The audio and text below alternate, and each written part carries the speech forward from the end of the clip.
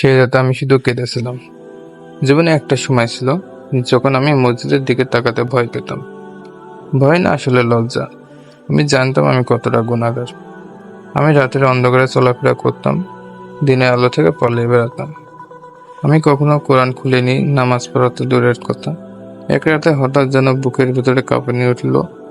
সব ঠিক ছিল, কিন্তু মনে হচ্ছিল কেউ আমাকে দেখছে, কেউ যেন ফিসফিস করে বলছে, ফিরে আয়। আমি নিজের বিছানায় বসে হঠাৎ কেঁদে ফেললাম। এমন কান্না আমি কখনো কান্দিনি। আমি জানতাম না কোথায় যাচ্ছি, শুধু চলতে লাগলাম। অন্ধকারের রাস্তা, নীরব শহর, হালকা বাতাস। আর আমি হাঁটতে হাঁটতে এক জায়গায় গিয়ে দাঁড়ালাম, একটা মসজিদের সামনে। ভিতর থেকে আলো আসছে। আমি শুধু দাঁড়িয়ে রইলাম, সাহস হচ্ছিল না ভিতরে ঢোকার। মসজিদের দরজা একটু খোলা ছিল। হঠাৎ একজন বৃদ্ধ মানুষ দরজা খুলে বাইরে এলো। আমার দিকে তাকিয়ে শুধু বলল, আল্লাহ সব জানে, কে কখন ফিরে আসে। তুমি এসে গেছো, এখন শুধু ভিতর ঢুকে পড়ো। আমি আর কিছু শুনতে পারিনি।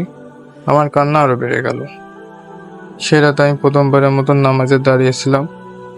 আমি জানি না ঠিকভাবে পড়তে পেরেছিলাম কিনা, কিন্তু চোখের পানি থামছিল না। আমি শুধু বলেছিলাম, হে আল্লাহ, আমি জানি আমি খারাপ, কিন্তু তুমি তো রহমান, আমাকে ফিরিয়ে দিও না। নামাজ শেষ করে বাইর হলাম। ভোরের আলো। মনে হচ্ছে আমি নতুন একটা জীবন পেয়েছি। আমার মতন হাজারো যুবক আছে যারা পথ হারিয়েছে, কিন্তু আল্লাহর রহমত দূরে যায় না। মসজিদের দরজা সবসময় খোলা থাকে তোমার জন্য। তুমি ফিরে আসো,